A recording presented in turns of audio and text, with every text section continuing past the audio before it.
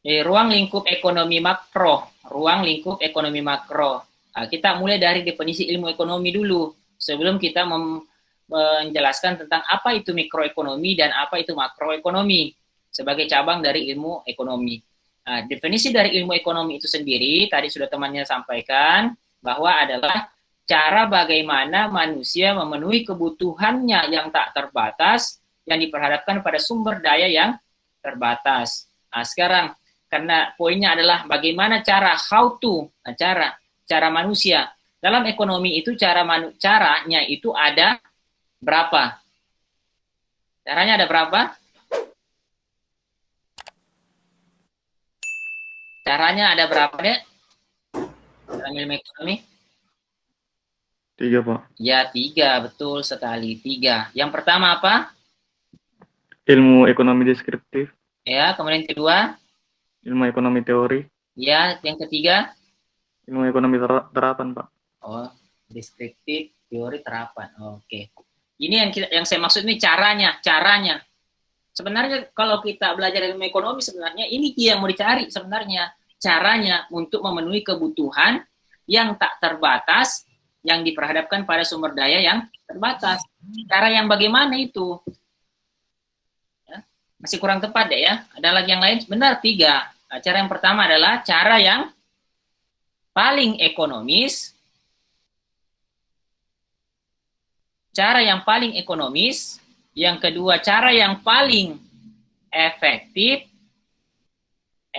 Yang ketiga adalah cara yang paling apa? Kalau efektif selalu dipasangkan dengan apa?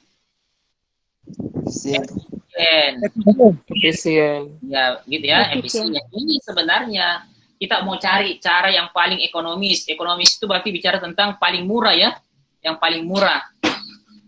Kalau ada biaya produksi yang satu biayanya hanya 1 juta, yang satunya lagi itu 2 juta, mana yang lebih ekonomis? Yang cara pertama, cara kedua? Yang pertama, Pak. Cara pertama, Pak. Pertama kan? Nah, ini anggaplah yang produksi B dan produksi C itu ini cara yang pertama ini menggunakan misalnya 1 juta biayanya. Kalau ini 2 juta. Berarti cara yang A atau C yang ini? Cara yang paling ekonomis. Yang A. Nah, yang A ya. Kalau bicara efektif itu bicara tentang apa? Kalau efektif yang capaian pada tujuan, ya, tepat sasaran. Efektif itu tetap tepat sasaran. Kalau efisien itu tepat apa? Efektif tepat sasaran, kalau efisien tepat waktu. Nah, misalnya tepat biaya, misalnya tepat apa?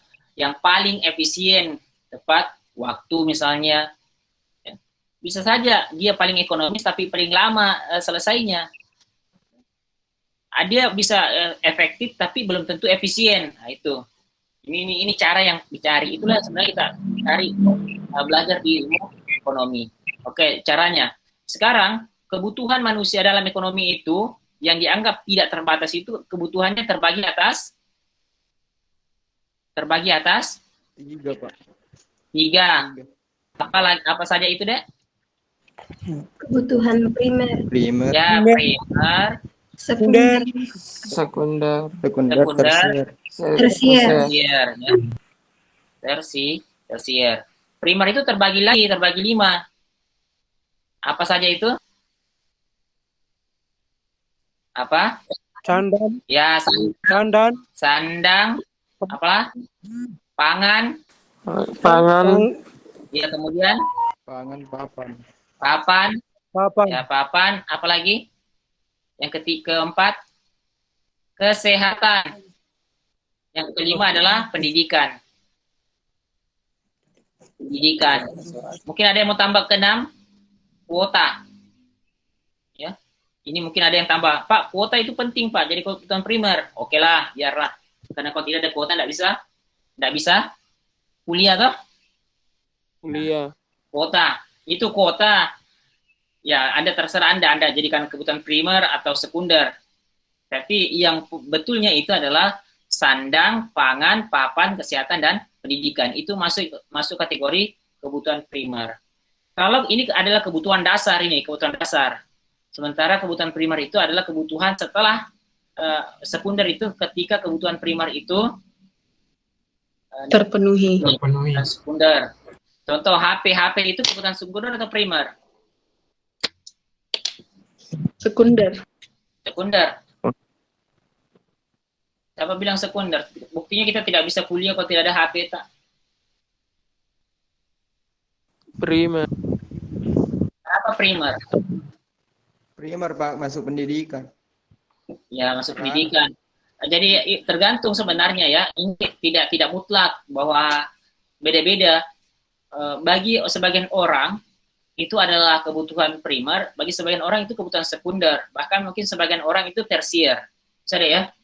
Jadi tidak ada yang mutlak di sini, tapi yang primer itu di ekonomi itu disepakati ini tadi sandang, pangan, papan. Tidak ada orang yang tidak makan, tidak ada orang yang tidak butuh yang namanya pakaian, tidak ada orang yang tidak butuh yang namanya tempat tinggal, tidak ada orang yang tidak butuh yang namanya kesehatan. Nah, sekarang pendidikan itu dianggap penting, sehingga pendidikan juga dianggap sebagai kebutuhan primer karena kapasitas sumber daya manusia itu tidak akan bisa menjadi baik kalau pendidikan dan kesehatan itu tidak terpenuhi. Sementara sekunder itu ya dia bisa berubah-ubah jenisnya. Apalagi tersier itu artinya barang mewah lah ketika kebutuhan sekunder itu sudah terpenuhi. Itu ya. Kemudian sumber daya. Kalau sumber daya dalam ekonomi terbagi atas sumber daya. Terbagi atas Dua. Sumber dua. daya. Dua. Sumber daya manusia. Sumber daya alam dan sumber daya manusia. Alam, sumber daya manusia, ada lagi modal. Ya. Modal, ada lagi teknologi. Teknologi. Semua ini disebut dengan faktor produksi. Ya, semua ini disebut dengan faktor produksi. Sumber daya itu bukan hanya dua, jangan hanya perhatikan kata SD-nya ini ya. Sumber daya alam, sumber daya manusia. Sumber daya alam itu contohnya tenaga kerja, ya. Sumber daya manusia itu contohnya tanah. Terbalik. Sumber daya alam itu contohnya adalah tanah. Tanah ya. Kemudian sumber daya manusia itu tanah, flora dan fauna. Sumber daya manusia itu adalah tenaga kerja. Kemudian modal itu mesin, bentuk fisik kan ada physical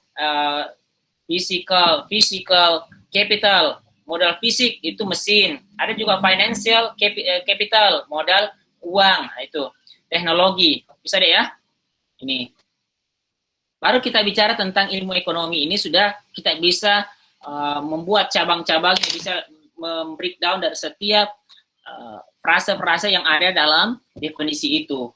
Cara ilmu ekonomi adalah cara bagaimana manusia, caranya itu ada 3 dalam ekonomi, yaitu cara yang ekonomis, cara yang efektif, dan cara yang efisien.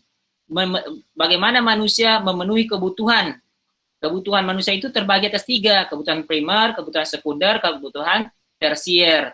Kemudian sumber daya yang terbatas, sumber daya terbatas itu dalam ekonomi secara umum terbagi atas 4, sumber daya alam, sumber daya manusia, modal, dan teknologi. Semua itu dikategorikan sebagai faktor produksi. Kemudian kita lanjut, dilihat dari aspek kajiannya, ilmu ekonomi itu, ada tadi yang mengatakan, ada tadi deskriptif, ada tadi teori, dan ada terapan. Gitu deh ya. Nah, ilmu ekonomi itu dibagi atas 2, yaitu mikroekonomi dan makroekonomi. Dilihat dari kajiannya itu ada mikroekonomi dan makroekonomi.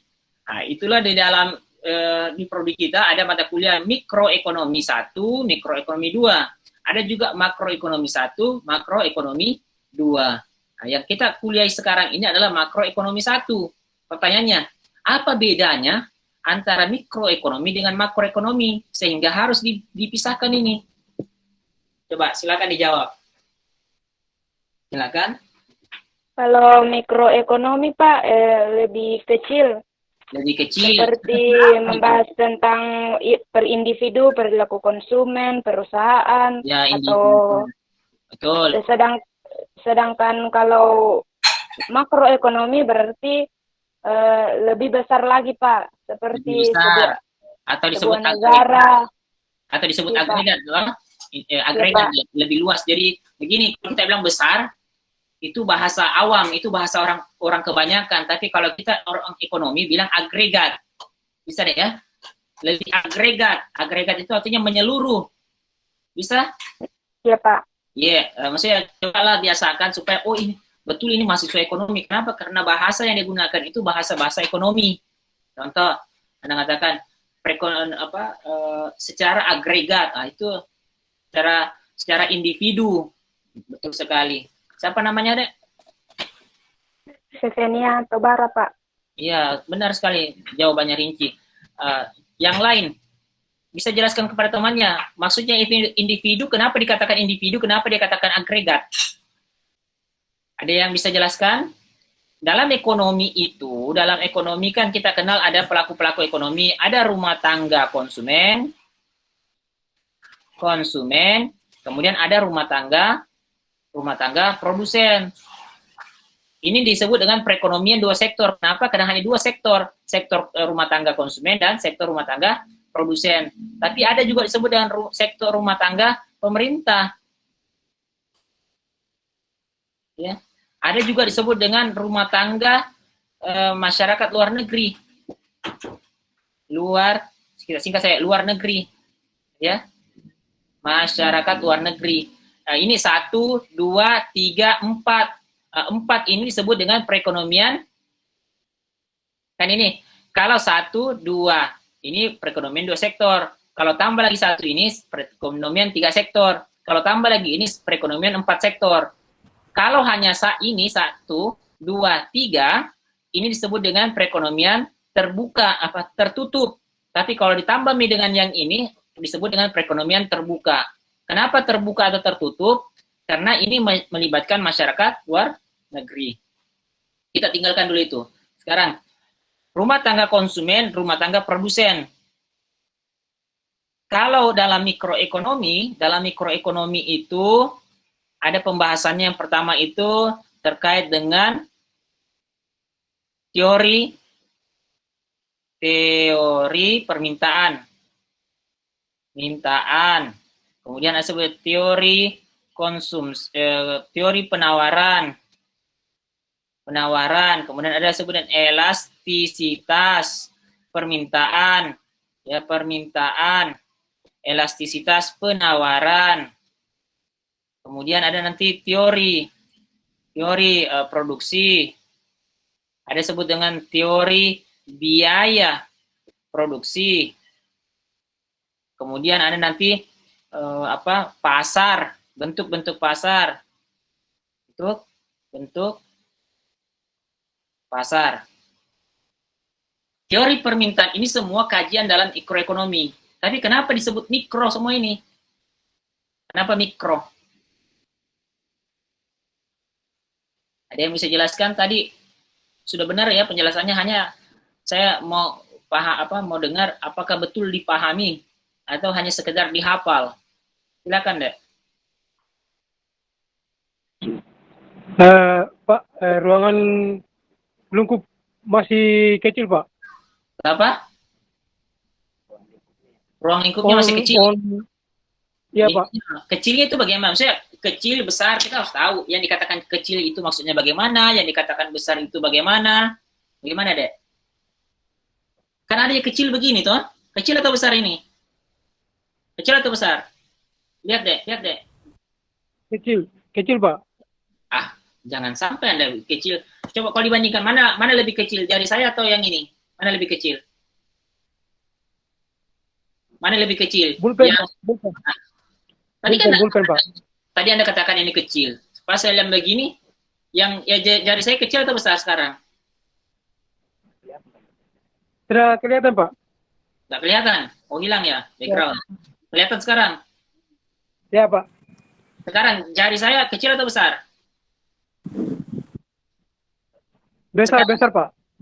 Tadi Anda bilang kecil. Kalau ini kecil atau besar? Kalau jari kecil, Pak. Kalau Kalau sendiri besar. masa harus konsisten, masa tiba-tiba kecil, tiba-tiba besar, ya.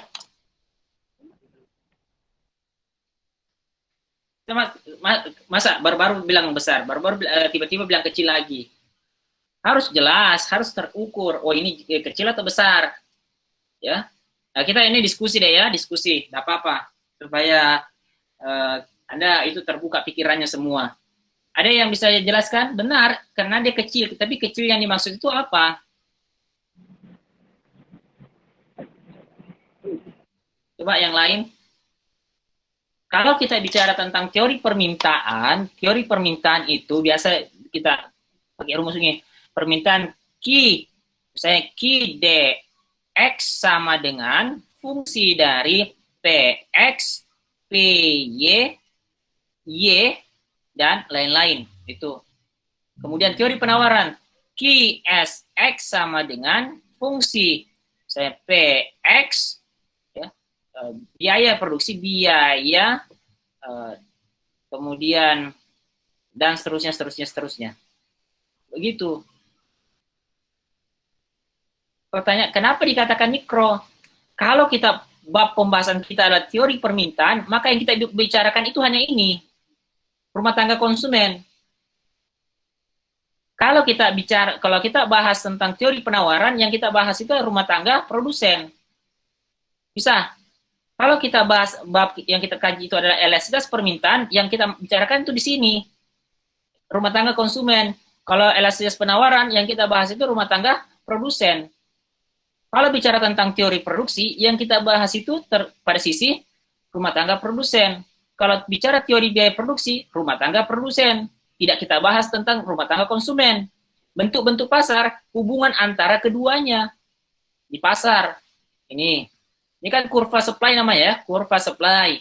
Ini kurva demand. Kalau kita bicara bahas tentang teori permintaan, yang kita bahas itu kurva ini saja. Kurva ini, kurva demand. Kalau teori penawaran ya ini kurva penawaran.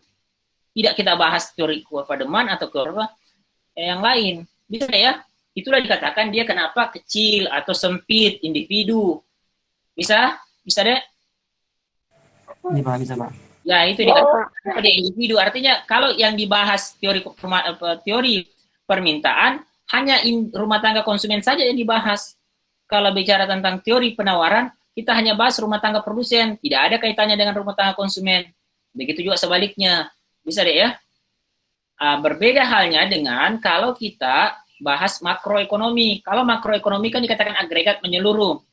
Bicara tentang C sama dengan C0 tambah MPC Y disposable. Di mana Y disposable sama dengan Y kurang tax tambah transfer payment.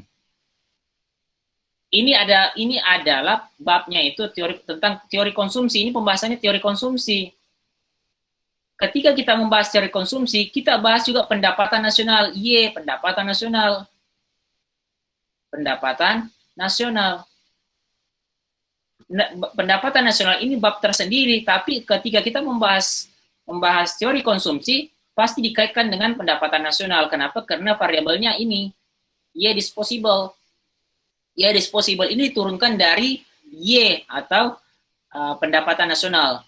Atau bisa juga dikatakan sebagai output agregat. Kalau kita bahas tentang pengangguran dan inflasi, alat analisisnya itu kita gunakan adalah kurva Phillips. Kurva Phillips itu melihat kesenjangan antara inflasi dan pengangguran. Kita tidak bahas inflasi saja. Kita tidak hanya bahas pengangguran, tapi kita lihat bagaimana kaitan antara inflasi dan pengangguran. Ketika inflasi meningkat, maka pengangguran rendah. Ketika inflasi rendah, maka pengangguran tinggi. Jadi kita kaitkan itu. Kemudian kita bahas tentang keseimbangan antara pasar barang dan pasar uang. Jadi itu digambarkan dalam kurva ISLM ini.